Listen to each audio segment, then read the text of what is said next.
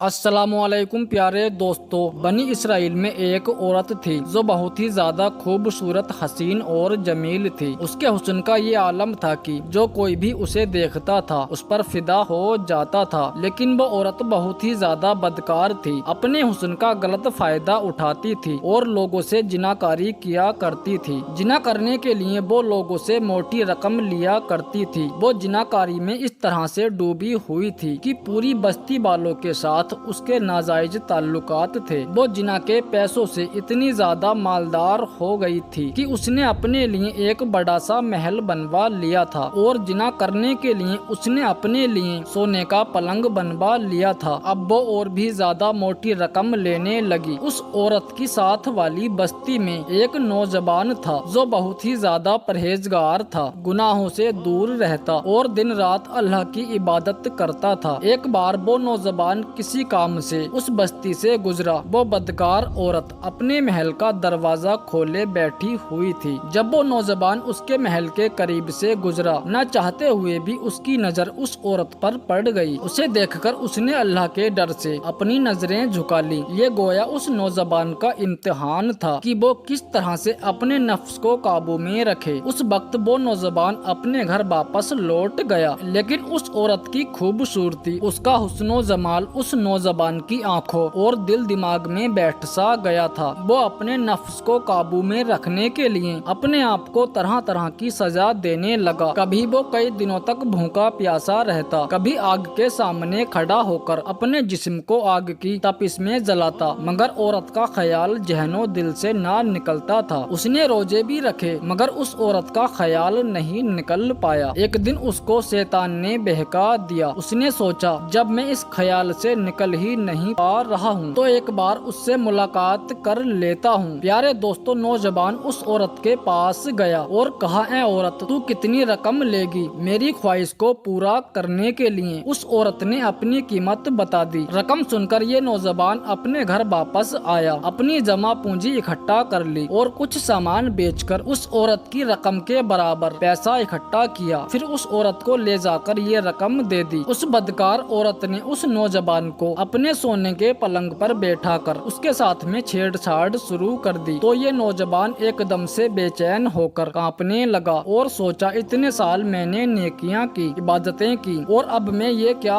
कर रहा हूँ? जहन्नम की आग को भला कैसे बर्दाश्त करूँगा? कोई मुझे देखे या ना देखे, लेकिन मेरा रब तो मुझे देख ही रहा है। बस इस ख्याल का दिल में आना था कि अल्लाह ताला का डर दिल पर गालिब आ गया। उस नौजवान ने उस औरत से कहा, ऐ औरत, मुझे छोड़ दे, मुझे जाने दे। मैं वो काम हरगिज नहीं करूँगा जिससे मेरा रब नाराज हो जाए, और जो रकम मैंने तुझे दी है वो चाहे तू अपने पास रख ले, लेकिन मुझे जाने दे। औरत ने सोचा, लोग मेरे साथ ये सब करने के लिए मरते हैं, लेकिन पता नहीं ये नौजवान क्यों मना कर रहा है। बहरहाल औरत ने उसे जाने दिया। फिर उस औरत ने सोचा, मैंने ना जाने कितने लोगों के साथ जिनाकारी की है, लेकिन मैंने किसी को इस तरह खौफ में डरता हुआ नहीं पाया है। लेकिन इस नौजवान ने तो मेरे साथ में कुछ भी नहीं किया और अल्लाह से इतना डर गया, इसके दिल में अल्लाह रब्बुल इज्जत का इतना ज्यादा खौफ आ गया कि वो यहाँ से वापस भाग गया और अपनी रकम भी छोड़ गया। फिर उस औरत ने उस नौजवान के बारे में बहुत सोचा, दिन और रात उसके बारे में सोचती रही और फिर उसका पता लगाने के लिए उसकी बस्ती में चली गई। उसका पता पूछते पूछते वो उसके घर के पास जा पहुंची। जब औरत उस नौजवान के दरवाजे पर पहुंचकर दरवाजा खटखटाती है तो उसके छोटे भाई ने दरवाजा खोला और पूछा, क्या काम है? उस औरत ने नौजवान के बारे में पूछा, वो कहाँ है? उसने कहा, वो तो मेरा बड़ा भाई था और ना जाने उसने कौन सा गुनाह कर दिया है कि डर के मारे उसका कल ही इंतकाल हो गया है। ये बात सुनकर वो औरत बहुत ज्यादा हैरान हो गई और सोचने लगी, उस नौजवान ने तो कोई गुनाह नहीं किया था, फिर भी डर के मारे अल्लाह रब्बुल इज्जत के खौफ में उसका इंतकाल ही हो गया। और एक मैं हूँ, कितनी बदकार हूँ, न जाने कितना गुनाह करती हूँ, कल कयामत में मेरा न जाने क्या बनेगा। ये सोचते ही उस औरत की आंखों में आंसू आ गए और उसने सच्चे दिल से अल्लाह रब्बुल इज्जत की बारगाह इलाही में तौबा कर ली। फिर उस नौजवान के भाई से उसने सारा वाकया बयान कर दिया। उसके भाई से उस औरत ने कहा, क्या तुम मुझसे निकाह करोगे? तो फिर उस नौजवान के भाई ने सोचा, जब इस औरत ने अल्लाह रब्बुल इज्जत की बारगाह इलाही में सच्चे दिल से तौबा कर ली है तो अल्लाह ताला इसे जरूर माफ फरमाएगा। और फिर उस नौजवान के छोटे भाई ने उस औरत से शादी कर ली। उस औरत ने अपनी बुराई से कमाए हुए तमाम असासे बेच दिए और जो उसका महल था उसने वो भी बेच दिया। उसका जो सोने का पलंग था उसने वो भी बेच दिया और अपने तमाम पैसे जायदाद गरीबों में बांट दिया। और इसके बाद इस औरत ने दिन रात सिर्फ तौबा की और अल्लाह की इबादत में मसरूफ हो गई। ये औरत नेक और परहेजगार बन गई। इसके दिल में अल्लाह की ऐसी मोहब्बत पैदा हो गई, ऐसा खौफ पैदा हो गया कि ये औरत अब किसी गैर महरम के पास जाना तो दूर, उसको देखना भी पसंद नहीं करती थी। ये औरत अल्लाह रब्बुल इज्जत के हुक्म पर चलने लगी। इसके यहाँ 7 बच्चों की पैदाइश हुई। किताबों में आता है अल्लाह रब्बुल इज्जत ने उसके 7 बच्चों को मकामे बिलायत अता फरमाया। सुभान अल्लाह। तो दोस्तों, आपने तौबा करने की बरकत को मुलाहिजा किया। अगर कोई बंदा सच्चे दिल से अल्लाह की बारगाह में तौबा करे तो कितना बड़ा गुनाहगार क्यों ना हो, सच्ची तौबा की बरकत से अल्लाह अपने बंदों के बड़े से बड़े गुनाह माफ फरमा देता है। दोस्तों, हम सभी को चाहिए कि अगर हमसे जाने अनजाने में कोई भूल हो गई है, कोई भी गुनाह हो गया है तो अल्लाह से सच्चे दिल से तौबा कर लेने में भलाई है। क्योंकि दोस्तों, अल्लाह ताला तो रहमान है, रहीम है, करीम है, सत्तार है, गफ्फार है। वो अपने बंदों से एक माह से 70 गुना ज्यादा मोहब्बत फरमाता है। वो अपने बंदों के गुनाहों को माफ फरमा देता है। अल्लाह की बारगाह में दुआ है, अल्लाह रब्बुल इज्जत हम सबको हर तरह के गुनाहों से बचने की तौफीक अता करे और जो गुनाह हमसे जाने अनजाने में हुए हैं अल्लाह उन तमाम गुनाहों को माफ फरमाए। दोस्तों, आज की इस कहानी से आपने क्या सीखा, कमेंट बॉक्स में जाकर जरूर लिखें और साथ ही साथ इस खूबसूरत कहानी को अपने दोस्त अहबाब के साथ जरूर शेयर करना। इंशाअल्लाह बहुत जल्द एक नई कहानी के साथ आपकी खिदमत में हाजिर होंगे। तब तक के लिए हमें इजाजत दें। अल्लाह हाफिज।